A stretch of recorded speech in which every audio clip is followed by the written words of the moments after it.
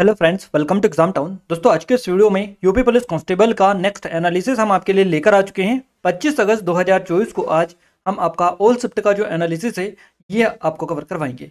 तो हमारे पास में ओल्ड शिफ्ट के ओल्ड जीके के क्वेश्चंस आ चुके हैं। 75 जीके के क्वेश्चंस इस वीडियो में कवर करवाएंगे आपको दोनों शिफ्टों के। तो इस वीडियो को पूरा लास्ट तक देखिएगा क्योंकि काफ़ी ज़्यादा हेल्पफुल आपके लिए ये होने वाला है। और इस वीडियो की पीडीएफ के लिए आप हमारे टेलीग्राम चैनल और ग्रुप को ज्वाइन कर लीजिएगा, जिसकी लिंक आपको इस वीडियो को डिस्क्रिप्शन में मिल जाएगी। साथ ही गाइस, इस वीडियो को लाइक अगर अभी तक नहीं किया है तो आप सभी से रिक्वेस्ट है कि वीडियो को लाइक और चैनल को सब्सक्राइब भी कर लीजिएगा। साथ ही अपने दोस्तों के साथ भी शेयर करें ताकि उनको भी सपोर्ट मिले और हमें भी सपोर्ट यहाँ पर मिल पाए। तो आइए स्टार्ट करते हैं। फर्स्ट शिफ्ट को पहले हम कवर करेंगे, उसके बाद में सेकंड शिफ्ट की ओर आगे बढ़ेंगे। फर्स्ट शिफ्ट का पहला क्वेश्चन आपके स्क्रीन पर है। फर्स्ट शिफ्ट का फर्स्ट क्वेश्चन है हमारा, सितंबर 2013 देखिए सितंबर 2016 को समाप्त तिमाही में भारत के सकल घरेलू उत्पाद जीडीपी में कितनी वृद्धि जो है हुई है। 7.3% से आपका करेक्ट आंसर हो जाएगा। अगला क्वेश्चन है, सूर्य का प्रकाश पृथ्वी पर लगभग कितने समय में पहुंचता है। तो ये 8 मिनट 20 सेकंड में पहुंचता है, आप सभी को पता है। नेक्स्ट क्वेश्चन पूछा गया आपका कि भारतीय संविधान सरकार की संसदीय प्रणाली का जो प्रावधान करता है, ये प्रणाली किस देश के नमूने पर आधारित है। किस देश के नमूने पर आधारित है। तो यूनाइटेड किंगडम के नमूने पर आधारित है। याद रखिएगा आप, संसदीय प्रणाली। क्लियर है। अगला क्वेश्चन हमारा निकल कर आ रहा है। क्वेश्चन नेक्स्ट है हमारा, एमपीसी का पूर्ण रूप क्या है। मॉनेटरी पॉलिसी कमेटी, इसका फुल फॉर्म है एमपीसी का, मॉनेटरी पॉलिसी कमेटी। याद रखिएगा। क्लियर है। और फुल फॉर्म से भी काफी ज्यादा क्वेश्चंस बन रहे हैं, तो इस टॉपिक को आप अच्छे से क्या है। एक क्वेश्चन पूछा गया, विनय पिटक पुस्तक किससे संबंधित है। तो विनय पिटक जो पुस्तक है इसका संबंध है बौद्ध संघ के नियम से। बौद्ध संघ के नियम विनय पिटक। अगला क्वेश्चन है, जीडीपी डेटा की गणना और जारी करने के लिए कौन सा भारतीय संगठन जिम्मेदार है। तो इसके लिए भारतीय सांख्यिकी जो कार्यालय है एनएसओ, स्टैटिस्टिकल जो इसे ये इसके लिए जिम्मेदार है। अगला क्वेश्चन है हमारा, कौन सा रूसी लेखक मनोवैज्ञानिक उपन्यास क्राइम एंड पनिशमेंट लिखने के लिए प्रसिद्ध है। ये जो है इनका नाम है Fyodor Fyodor Dostoevsky. Fyodor Dostoevsky इनका नाम है। क्राइम एंड पनिशमेंट इन्होंने लिखा है। अगला क्वेश्चन है हमारा, लाओस की राजधानी क्या है। लाओस की राजधानी हो जाएगी वियंतियाने। वियंतियाने लाओस की राजधानी है। अगला क्वेश्चन है, कौन सा संगठन राष्ट्रों में सुचारू और पूर्वानुमानित व्यापार के लिए जिम्मेदार है। तो यह है डब्ल्यूटीओ, वर्ल्ड ट्रेड ऑर्गेनाइजेशन। कल भी इससे क्वेश्चन बना था आपका, वर्ल्ड ट्रेड ऑर्गेनाइजेशन की महानिदेशक पूछी थी। आज भी इससे क्वेश्चन आपका बना है, किसके लिए जिम्मेदार है। इसके अलावा गाइस, ये जो देश की राजधानी है इनसे कैपिटल से भी काफी ज्यादा क्वेश्चन बन रहे इस टॉपिक से। इसके अलावा मुद्रा वाले क्वेश्चन भी काफी ज्यादा पूछे जा रहे हैं। ये टॉपिक गिने चुने हैं जो हम आपको बता रहे हैं। इसके अलावा पुस्तक लेखक से भी काफी क्वेश्चन रहे आपके, दिवस से क्वेश्चन बन रहे हैं आपके, फुल फॉर्म से भी क्वेश्चन आपके बन रहे हैं। तो 5-6 टॉपिक तो यहीं पर हमने आपको बता दिए और आगे बढ़ते चलेगा और आपको बताएंगे। देखिए, जीएसटी से भी लगातार क्वेश्चन बन रहे हैं। हर शिफ्ट में 2-2, 3-3 क्वेश्चन आपके पूछे जा रहे हैं। भारत में मोबाइल फोन पर जीएसटी दर क्या है। तो यह 18% है, ध्यान रखिएगा। अगला क्वेश्चन है, जीएसटी परिषद यानी कि बैक टू बैक क्वेश्चन आपका बन रहा है जीएसटी से। तो जीएसटी परिषद में कितने सदस्य, 33 का आंसर हो जाएगा। अगला क्वेश्चन पूछा गया, अनुसंधान का पहला चरण क्या है। तो अनुसंधान का पहला चरण है समस्या ढूंढना, दूसरा चरण है समस्या की पहचान करना। करेक्ट आंसर इस तरह से ये रहेगा। अगला क्वेश्चन है, 18 वर्ष से कम आयु के व्यक्ति के सभी मानव अधिकार क्या कहलाते हैं। इनको बाल अधिकार बोला जाता है। नेक्स्ट क्वेश्चन है, सूक्ष्म सिंचाई कब शुरू की गई। जनवरी 2006 में। अगला क्वेश्चन है, सोशल मीडिया पर डीबीटी का क्या अर्थ है। सोशल मीडिया पर डीबीटी का अर्थ है थ्रोबैक थर्सडे। थ्रोबैक थर्सडे आपका करेक्ट आंसर यहाँ से हो जाएगा। अगला क्वेश्चन है, CRISPR-Cas9 प्रौद्योगिकी का उपयोग इसके लिए किया जाता है। तो ये जीन संपादन या एडिटिंग ऑफ जीन्स के लिए किया जाता है, संपादन के लिए, याद रखिएगा। अगला क्वेश्चन है हमारा, राष्ट्रीय समुद्री जो दिवस है 2024, इसका विषय या थीम आपको बताना है क्या है। तो राष्ट्रीय समुद्री दिवस 2024 की थीम क्या रखी गई, भविष्य को नेविगेट करना, सुरक्षा पहले। अगला क्वेश्चन है हमारा, पूर्व परीक्षण यानी कि पूर्व विचारण सम्मेलन का मुख्य लक्ष्य क्या है। तो परीक्षण यानी कि विचारण की तैयारी और निपटान विकल्पों पर चर्चा करने के लिए मुख्य लक्ष्य था।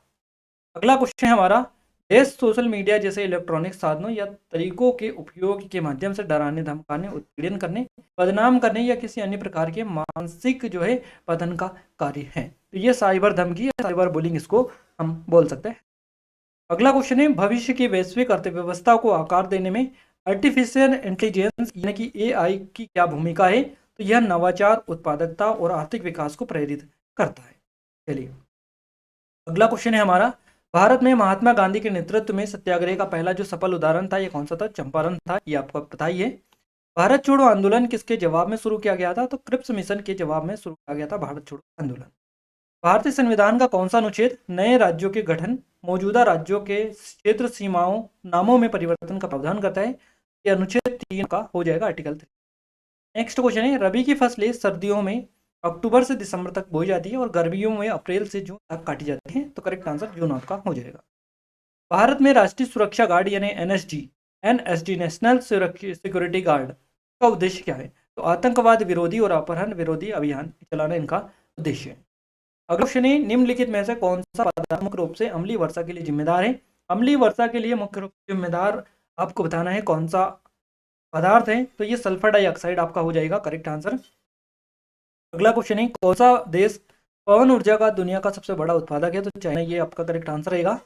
नेक्स्ट क्वेश्चन पूछा गया, भारत के उपराष्ट्रपति कौन है? तो जून 2024 तक का डेटा के अनुसार श्री जगदीप धनखड़ आपका करेक्ट आंसर रहेगा।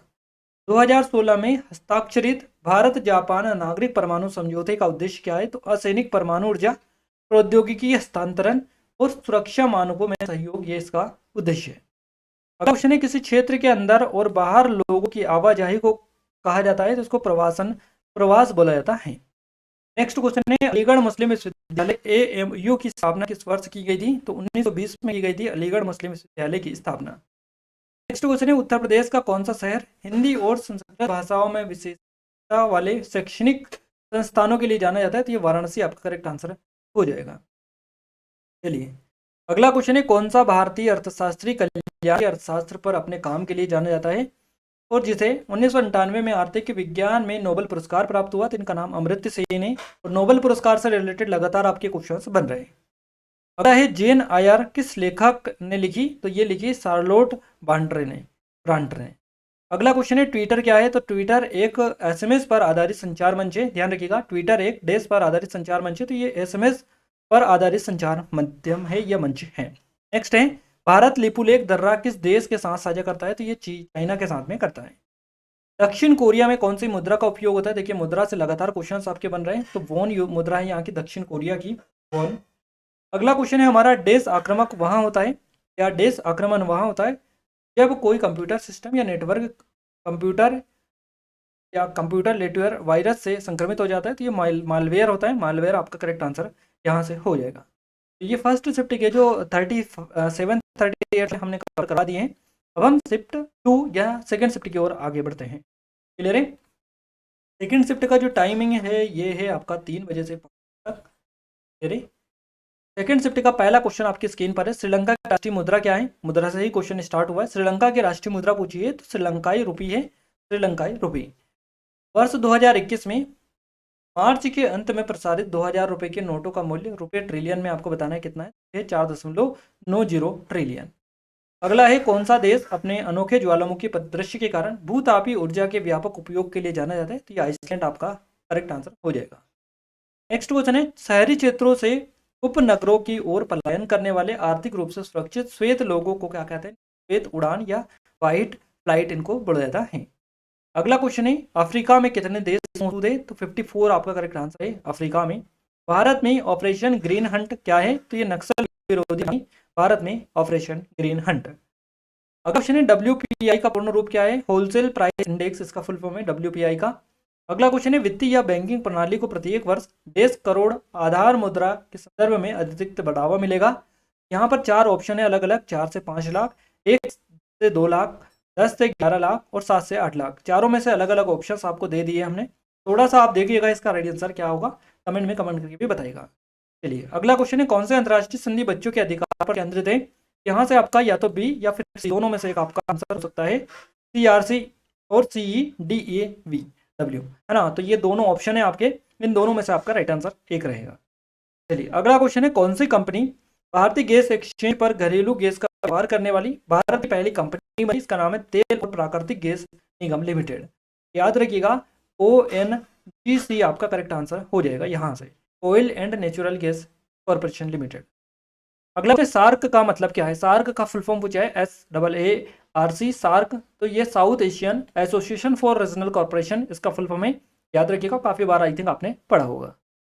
अगला क्वेश्चन है, समीक्षकों द्वारा प्रशंसित Netflix OTT series Delhi crime का निर्देशन किसने किया? तो रिची मेहता के द्वारा इसका जो है निर्देशन किया गया। नेक्स्ट क्वेश्चन है, अर्थव्यवस्था की दृष्टि से आईटीसी का पूर्ण रूप क्या है? इनपुट टैक्स क्रेडिट ये होता है। अगला क्वेश्चन है, भारत में राष्ट्रीय दूध जो दिवस है ये किस महीने में मनाया जाता है? तो नवंबर के महीने में मनाया जाता है राष्ट्रीय दुग्ध दिवस। अगला क्वेश्चन है, राष्ट्रीय राजमार्ग अधिनियम 1956 किस कर नीति पर लागू होता है? तो ये टोल कर जो नीति है इस पर लागू होता है। नेक्स्ट क्वेश्चन है, गलीलियन उपग्रह या फिर 4 चंद्रमा ग्रह के हैं? तो बृहस्पति जो ग्रह है इसके है 4 चंद्रमा, ये 4 उपग्रह गलीलियन उपग्रह इनको बोला जाता है। लोकसभा भंग करने की शक्ति किसके पास में होती है? तो राष्ट्रपति के पास में होती है लोकसभा भंग करने की शक्ति। अगला क्वेश्चन है, निम्नलिखित में से कौन महात्मा गांधी राष्ट्रीय ग्रामीण रोजगार गारंटी अधिनियम मनरेगा की एक विशेषता है? तो मनरेगा की एक विशेषता क्या है? प्रति वर्ष 100 दिन के वेतन रोजगार की गारंटी ये मनरेगा देता है। नेक्स्ट क्वेश्चन है, आसियान। आसियान देखिए, आसियान और सार्क दोनों से क्वेश्चन आपका बन चुका है। तो अंतर्राष्ट्रीय जो संगठन है इनको आप जरूर से देख के जाइएगा, क्योंकि 110% आपके एग्जाम में क्वेश्चन संयुक्त राष्ट्र से भी पहले बने हैं, अब सार्क आसियान से बने हैं, इसके अलावा वर्ल्ड बैंक से भी आपका क्वेश्चन बना है। तो आप अंतर्राष्ट्रीय जो संगठन है तो इनको आप जरूर से देख के जाइएगा, यहाँ पर सीधे सीधे क्वेश्चन आपके बन रहे हैं। आसियान पूछा है, आसियान के संबंध में भारत की ईस्ट जो नीति है इसका क्या महत्व है? तो दक्षिण पूर्वी एशियाई देशों के साथ आर्थिक, सामरिक और सांस्कृतिक संबंधों को बढ़ावा ये देती है। अगला है, हाल ही में किस मिशन को अंतरिक्ष अन्वेषण के लिए 2024 जॉन एल जेक स्विटगर्ट जूनियर पुरस्कार मिला है? तो ये मिला है चंद्रयान 3 मिशन को। नेक्स्ट क्वेश्चन है, डीडीओएस का फुल फॉर्म क्या है? डीडीओएस अभी तक 3 फुल फॉर्म आपके एग्जाम में पूछे चुके हैं, इसी में हम आपको लगातार कवर करवा रहे हैं। डीडीओएस का फुल फॉर्म आपसे पूछा है डिस्ट्रीब्यूटेड डिनायल ऑफ सर्विस, इसका फुल फॉर्म है। नेक्स्ट क्वेश्चन है, 2014 में भारत में नोबेल शांति पुरस्कार, देखिए नोबेल से लगातार क्वेश्चंस बन रहे हैं, 2014 पूछा है शांति नोबेल पुरस्कार क्लियर है, भारत में नोबेल शांति पुरस्कार तो अमर्त्य सेन को यह मिला है, प्रोफेसर अमर्त्य सेन को। नेक्स्ट क्वेश्चन है, प्रसिद्ध पुस्तक the return of the native किसके द्वारा लिखी गई? तो यह थॉमस हार्डी द्वारा लिखी गई। और पुस्तकों को भी अच्छे से देखा जाए, लगातार क्वेश्चंस आपके बन रहे हैं। एलोरा आपसे क्वेश्चन बना है, निम्नलिखित में से किस राज्य में एक पवित्र स्थल है एलोरा? तो ये महाराष्ट्र राज्य में देखने को मिलता है। नेक्स्ट क्वेश्चन है, नीति विज्ञानी कौन है? यहाँ पर आपको बताना है नीति विज्ञानी कौन है। तो यहाँ पर 2 ऑप्शन है, ऑप्शन नंबर बी और डी, जो कि वैज्ञानिक जो मनुष्य के व्यवहार का अध्ययन करते हैं और वैज्ञानिक जो लोकचार का अध्ययन करते हैं, दोनों में से एक आपका यहाँ पर होगा।